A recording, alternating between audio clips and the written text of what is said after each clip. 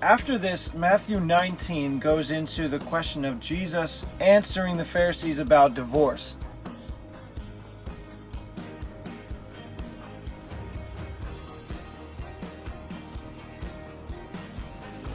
Mark has the same thing beginning in chapter 10.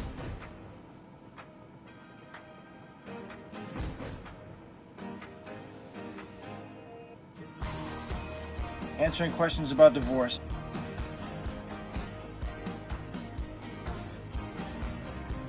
The location is the same. He arose from there, comes into the coast of Judea by the farther side of Jordan.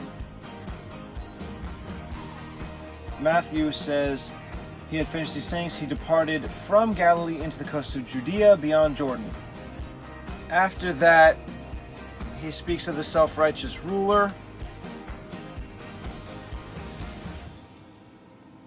And it's more difficult for a camel to pass through the eye of a needle. And Mark also has that in the very next chapter.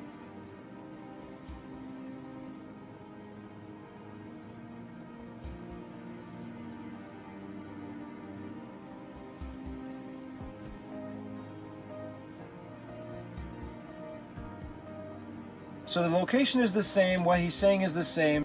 Matthew and Mark are along the same timeline now. However, Luke also has those events. The self-righteous ruler, and how it's more difficult for a rich man to go into heaven than to pass through the eye of a needle. But those words are way, way later in Luke. Chapter 18. I'm in chapter 9 right now. There is a whole lot of stuff, like 8 and some plus chapters of stuff that is written down in Luke that doesn't seem to follow the timeline of Matthew and Mark. Matthew and Mark go right to that point. Luke has a whole bunch of stuff before that point. There is some stuff written here in Luke in these 8 some chapters that are seemingly repeats of what was mentioned earlier in Matthew and Mark. When I get to those points, I will seriously consider moving it back to when it was mentioned in Matthew and Mark. Mostly to where it is in Mark, because Mark seems to be going in order as well. Matthew, for a lot of sections, combines and moves stuff around, but since most of it is added stuff, and Luke usually does go chronologically, I am going to put everything that Luke has, unless it is word for word what was mentioned earlier in Matthew and Mark. And in those cases, I'll consider if I should move the mentions from Matthew and Mark to Luke, or from Luke back to Matthew and Mark.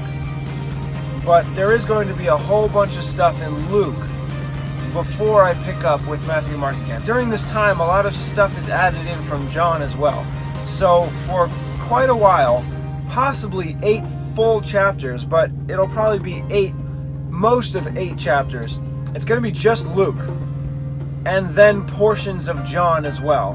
And I'm pretty much just going to stop with Matthew and Mark for now.